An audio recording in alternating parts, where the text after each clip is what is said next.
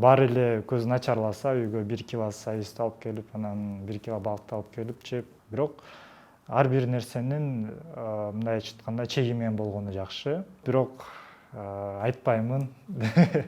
Заманбап жана кызыктуу кесиптер тууралуу көп нерсе билгиңиз келеби? Бирок кызыктай суроо жаткандан уяласызбы? Эч кабатыр болбоңуз, биз барбыз.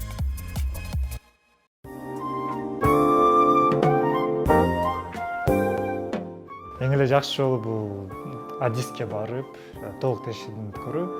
Ал эми ага убактынча мүмкүнчүлүк болбойт, албетте мурунку көрүп жүргөн нерселериңизди көрө албай жаткан болсоңуз, же болбосо мисалы машинада турган болсоңуз, жолдогу ар кандай белгилерди көрө албай, же болбосо кишилер тааныбай жатканда, бул кандайдыр бир ошо көрүү начарлыгынын белгиси болушу мүмкүн. Же болбосо мелдешип бир жакшы көргөн кишини таап, алысты ким жакшыраак көрө аларын боюнча мелдешип көрүш керек. Башка жол жок. Эң эле жакшысы бул Адиске барып, толук текшерүүдөн өтүү албетте.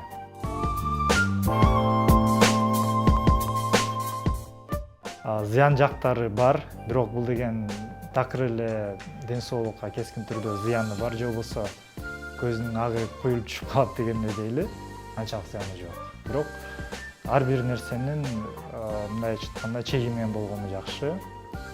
Зыяны көпчүлүк жаш балдар үчүн, организм жаңыдан өсүп келе жаткан жаштар үчүн бул өтө маанилүү, анткени алардын көзү калыптануу элек ал. Ошондуктан бул жаш балдарда эгерде көпкө ошол гаджеттерге же болбосо телефонду көп карай турган болсо, минус пайда болуу ыктымалдуулугу көбөйөт. Ошондуктан жаш балдар чектеш керек. Ал эми чоңдор көп колдонсо, кандайдыр эрежесиз колдонсо, анда көз талыйт, кургайт, көз оорушу мүмкүн, ага кошуп баш оорушу мүмкүн.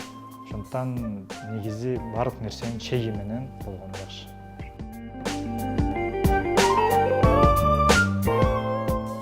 Албетте мунун жолдору бар. Эң эле кенен таралган жолдору бул көз айнек, линза. Ал эми ар кандай жанагы витаминдерди ичип, анан көзгө тамчы тамызып, же болбосо көнүгүү жасап, анан жакшы болуп кетүүсүн күтүп эңсеген бул туура эмес. Ал эми ошо айтып кетсек, көрүүнүн негизги начар болгон себептери миопия, гиперметропия, астигматизм деп айтабыз. Буларды эгерде киши көз айнек, линза колдонбосо, толугу менен көрүүнү лазер менен курчутуу процедурасы менен жоюп койсо болот.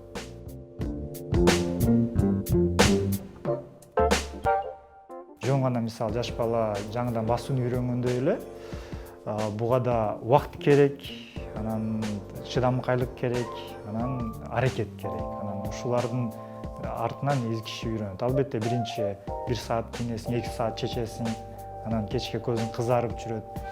Бирок бара-бара киши көнүп отуруп, 1 секундада чечип сала тургандай же кийип кала тургандай деңгээлге жетет.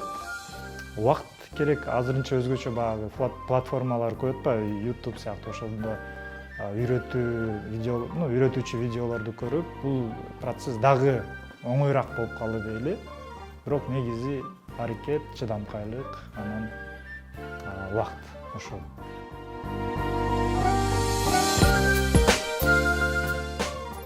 Бул бир четинен туура, көпчүлүк учурда улгайган кишиде пайда болот. Бирок бул дегени жаштарда пайда болот деген нерсе сөз эмес.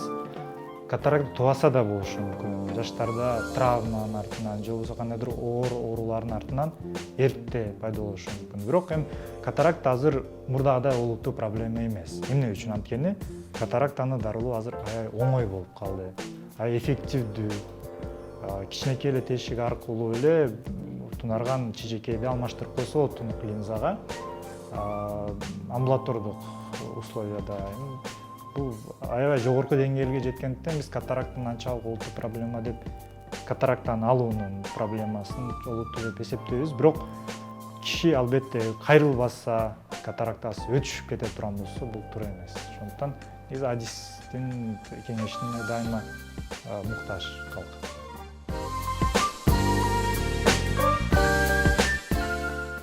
Болот, бирок айтпаймын.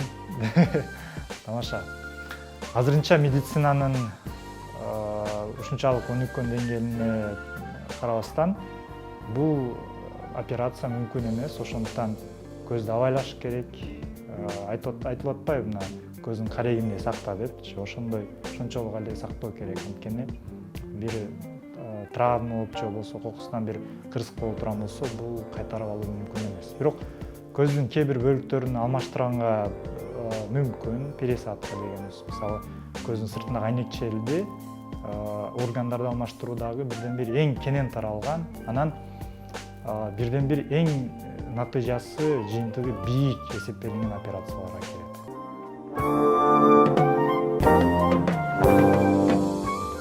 Ачыгын айтканда мындай, мисалы мен сыяктуу дарыгерлер дейли, атайын бир 8 жыл окуп, анан эртеден кечке жумушта отурмак эмес эгер ушундай ыкмалар болгондо, чындыгында.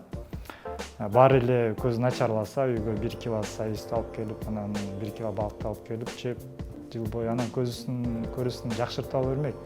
Тилекке каршы мен да буга ишенгим келет. Ушундай болсо дагы жакшы болмок депчи, мен да башка адис болуп кете бермекмин. Бирок азырынча тилекке каршы бул мүмкүн эмес нерсе. Бул мифке жакын, алыстан, чындыктан аябай алыс нерсе. Албетте бул силер айтып өткөн продукталар күнүмдүк организмдин туура иштөөсүнө, азык заттын, ар кандай минералдардын, микроэлементтердин алып келиши үчүн аябай жакшы продукталар. Бирок буларды жеп эле анан көрүүм жакшырат деген үмүт кылган бул чындыгында туура эмес.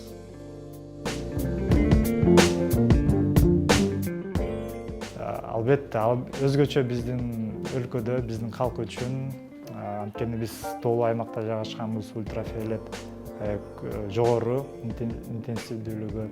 Анан бизде аба аябай кургак, анан шамалдуу. Анан көздүн сыртында, көздүн ичинде ар кандай структуралар ушундай бузулушу мүмкүн. Ошондуктан сөзсүз түрдө кара көзөмөк негизи ар бир жаран Кыргызстанда болгондуктан, негизи эле бүт дүйнөдө, өзгөчө биздин өлкөдө колдонуш керек. Ошондуктан мисалы мына досторуңар кара көзөмөк таап өзгөчө мактанчаак деген ой болбосун.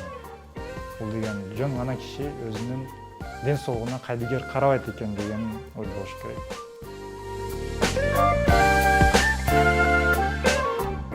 Караңгыда негизи китеп окуй албайсың, жарык жок болгондуктан. Бирок эми эгерде гаджеттерди айта турган болсок,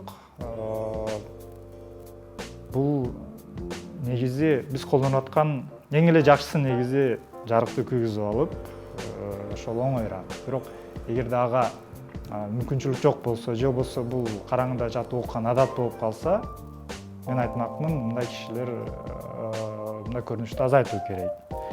Анткени экрандагы, анан айлана чөйрөдөгү жарыктын балансы туура сакталыш керек. Эгерде экрандагы жарык, айланада жарык көп болсо, экрандагы жарык көп болуш керек, айланада жарык аз болсо, экрандагы жарык аз болуш керек. Эгерде караңгы болуп турган болсо, эң максималдуу төмөн болуш керек.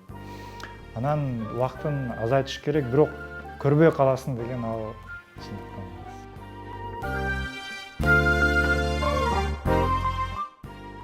Мен оюмча иштеген жерине, билимине, тажрыйбасына жараша, написине жараша деп ойлоймун.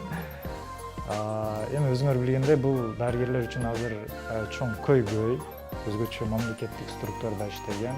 Анткени 8 жыл окуп, бул аябай жоопкерчилиги бийик адистикти алып жүргөн киши үчүн татыбайт ошончо айлык майына. Так айта албайм чындыгында. Ар кандай болушу мүмкүн.